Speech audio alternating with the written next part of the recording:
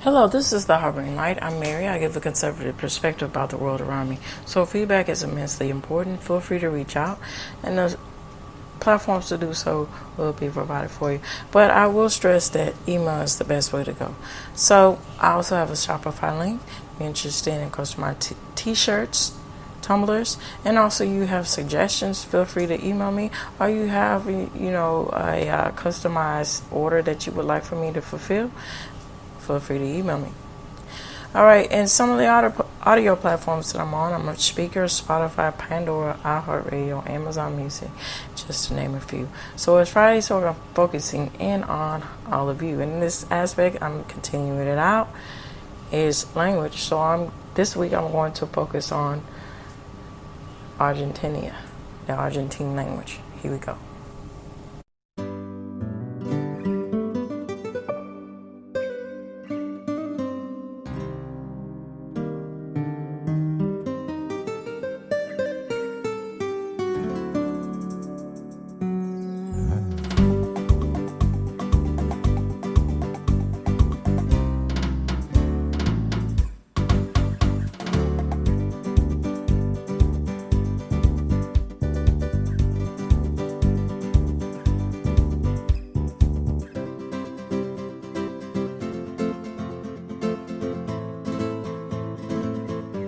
All right, so my thoughts before I get into the aspects of talking about this. So, as I said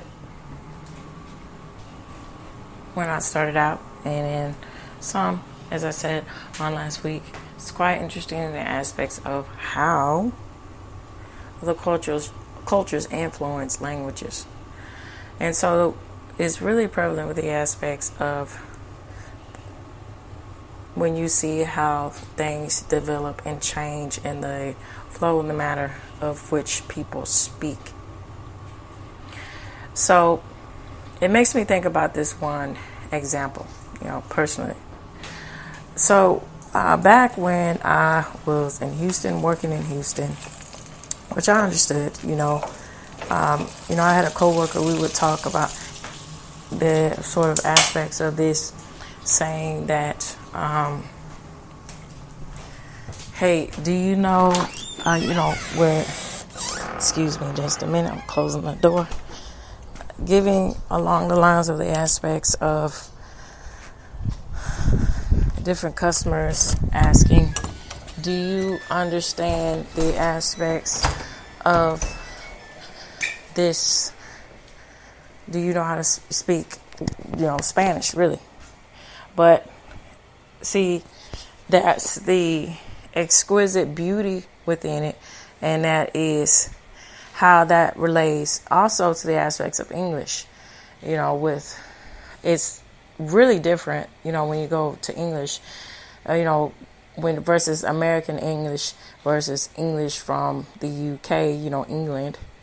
You got the aspects of color being spelled differently, and the aspects of the slang being the proprietary aspects of how people communicate with each other in different meanings across the globe.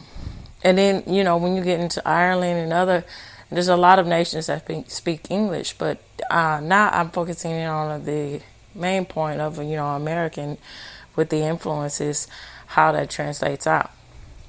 So getting back here. So, it's not an all-inclusive thing with Spanish. The regions are quite different. So the way things are understood and the way things are said and spoken is very different. So the aspects of Mexican Spanish versus Spanish in Spain is quite different. And it has a European influence of how things are expressed. And then when you get into Argentine, the language of Argentine is quite different, because you have the influence in the aspects of a European, specifically the aspects of the Italian influence of how things are flowing within the mechanisms of how the language is developed. And so, again, this is also very expressive in the aspects of how it's really prevalent to someone's character when they take the time to learn these things and understand these things and wholeheartedly, especially when you relate this to when people immigrate and come, the establishment of first coming to America, when you get into the aspects of the beginning of it and the turn of the century, going on from the 19th to 20th century when people were coming in through Ellis Island. And then, taking the time to understand the language of English language, and so they can be in the aspects of flourishing, being very, it's the difference between can you adapt in order to be successful and to survive. And that's very affluent into the aspects what is being missing in the landscape of what is going on in our culture, American culture, and how that translates into other cultures. So, if you want to, it's very important. I mean, you should take the time to understand other languages if you want to travel, if you want to really, appreciate the aspects of it. It's nice to do that, but you don't have to, but it's nice to do it. But if you want to, there's a difference between traveling and, it can up the ante of understanding the culture by learning the language. That's not, you should do it, but that's not a given. But if you want to live in these countries, that's completely different. If you, choose to live in an Argentine city, if you choose to live wherever you choose to live in, you want to choose to live in Europe, Asian, South Asia, Africa, the list goes on. Different aspects goes on, different regions in Africa or so forth. The list goes on wherever you choose. Like that saying goes, life is what you make it, and language is what you make it too. And so relaying that back into the aspects of the spirit of the American culture, when other people who immigrate here, and they don't really take the time with the aspects of learning the native language, which is English. It's really hindrance because that's taken away from the aspects of being able to adopt and making things your own. And then showing the appreciation of the opportunities that you can have. And then also with the aspects of being co-mingling with the native people, which is the American culture of people who are natively American. Now, who are not Native Americans, there's a difference, who are natively American. And then, doing it the right way. And so that, again, goes in the aspects of what separates the understanding the appreciation of culture. Because, think about it like this, people who come and who want the American dream, you got to give what you get. And if you don't really put a whole lot out, you shouldn't get too much back. But it's quite interesting that falls on deaf ear this time in American culture. And that's something to really consider too. Most of the times when it's prevalent that it's the other way around, that America has to bend the knee when it shouldn't be that. When, if we go to the countries and you rightfully so respect the countries, you should adapt to the culture. You're traveling, you want to be a part of it. And then, like I said, even more so if you want to live, you should learn the language. All right, with all that said, I'm going to get into the facts of the matter about the aspects of the language of Argentina. Here we go. And of course, sources will be provided for you in this episode. Okay, so, bumping into something. All right, I'm going to pull it up right quick here. All right. Well, I had it. Let's see. I'm going too fast. Okay. Went a little bit too fast, so I missed it. All right. So the origin and the name of Argentina is rooted in the Latin word argamentum, meaning silver, and the Italian adjective argentino, meaning silver or silvery. So the term was first used in the 16th century, appearing in the Vetten map in 1536, and was inspired by the legend of the Sierra de la Plata, which means Silver Mountains, reported by earlier explorations of the Rio de la Plata region. So the name Argentina itself derived from the Italian Argentina, was a female form of the Argentino, which was used to describe the land it was believed to be rich in silver. So it was used to describe the land that was believed to be, so sorry for repeating that. This name was later popularized in literature and official documents, eventually becoming the official language of the country, which was the Republica Argentina in 1860. So the official language of Argentina is Spanish, which was introduced during the colonial era region, which was a part of Spain's empire.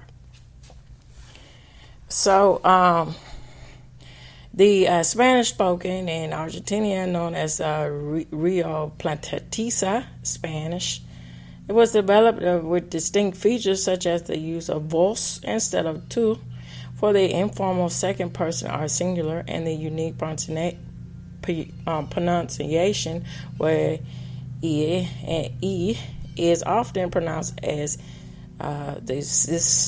forgive me for the pronunciation of that sound, and the immigration, particularly from Italy, which contribute numerous words in phonic traits to the local Spanish. While Spanish is the dominant and official language used in government, education, and media, Argentina also recognizes several indigenous languages, which include the Quechua, the Guarina, and so forth, which are spoken by various communities, especially in the northern and southern regions. All right, so let me go a little bit into this, dig a little bit deeper. So exploring the culture of it. So language and styles and communications. So it says here, to specify and go into more depth, it says that Spanish is the official language of the Argentine and Uruguay, and many people also speak English, Italian, German, and French or Portuguese. So Argentinian people particularly favor an indirect communication style where people are expected to implicitly gather meaning. So Argentine conversations tend to be lightly contextual. So in the culture of Argentina, personal space tends to be limited during conversation, and individuals might touch or stand closely while conserving, which is another thing with the aspects of when to appreciate one's culture, you truly have to immerse yourself in it. So, case in point, some years back, there was media footage of the aspects, which is ingraining. Which what I put a stance on is paying attention to what your media is telling you, and what is the mainstream. Why is that the mainstream conscious?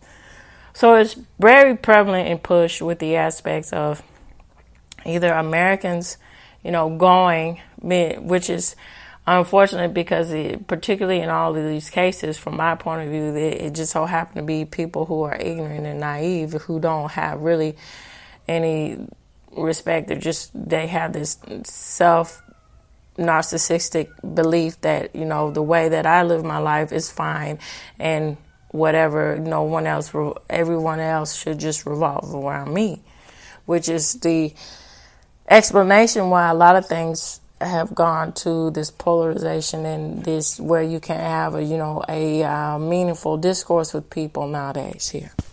And so, getting back, it was pushed that, American people not being, able to understand when in the aspects of other cultures that personal space doesn't really, it's not rude for, someone that is particularly with the Latin, Argentinian, and goes all umbrella compass of that.